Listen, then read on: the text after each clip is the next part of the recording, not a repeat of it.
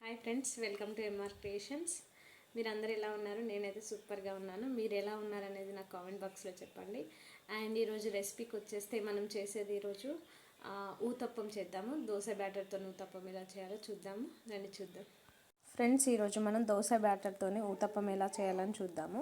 దానికి కావాల్సినవి onions, carrot, green chilli and dosa batter. ఇది మనం ఒక కప్పు మినపగుండ్లు తీసేసుకొని 3 కప్స్ రేషన్ బియ్యం తీసుకొని ఒక 4 అవర్స్ అలా నానబెట్టేసిన తర్వాత దీన్ని మిక్సీ పట్టేసి ఒక 5 అవర్స్ అట్లా పులియబెట్టాను. సో ఇప్పుడు మనం దీంతో ఊతప్పం వేసుకుందాం. అది ఎలా చేయాలో చూసేద్దాం ఇప్పుడు. ఫ్రెండ్స్, ఇప్పుడు స్టవ్ పైన ప్యాన్ పెట్టేసుకొని హీట్ అయిన తర్వాత దోశ బ్యాటర్ వేసుకోవాలి. ఇది మందంగా వేసుకోవాలి. దోశ బ్యాటర్ దీనిపైన ఇలా ఊతప్పలాగా మందంగా వేసుకోవాలి. కొంచెం మందంగా ఉండాలి ఇలా.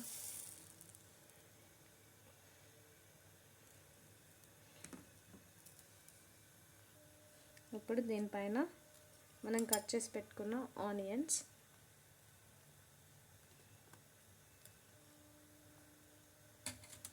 అలాగే క్యారెట్ తురిమేసి పెట్టుకుంది,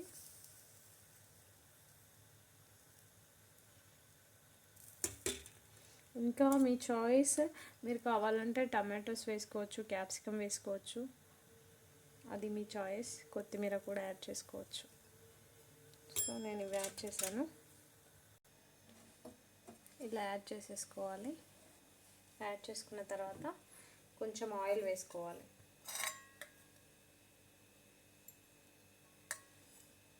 దీని చుట్టూ కొంచెం ఆయిల్ అప్లై చేసుకోవాలి. దీన్ని ఇప్పుడు 2 సైడ్స్ మంచిగా కాలనివ్వాలి. ఇప్పుడు బాగా కాలిపోయింది. దీన్ని నెక్స్ట్ సైడ్కి టర్న్ చేసుకోవాలి. చూడండి, ఇప్పుడు ఇంకో సైడ్ కూడా మంచిగా కాలిన తర్వాత దీన్ని సర్వింగ్ బౌల్లోకి తీసేసుకోవాలి. ఇప్పుడు ఇంకో సైడ్ టర్న్ చేసి చూద్దాము. కాలిపోయింది. ఇప్పుడు దీన్ని సర్వింగ్ బౌల్లోకి తీసేసుకుందాం.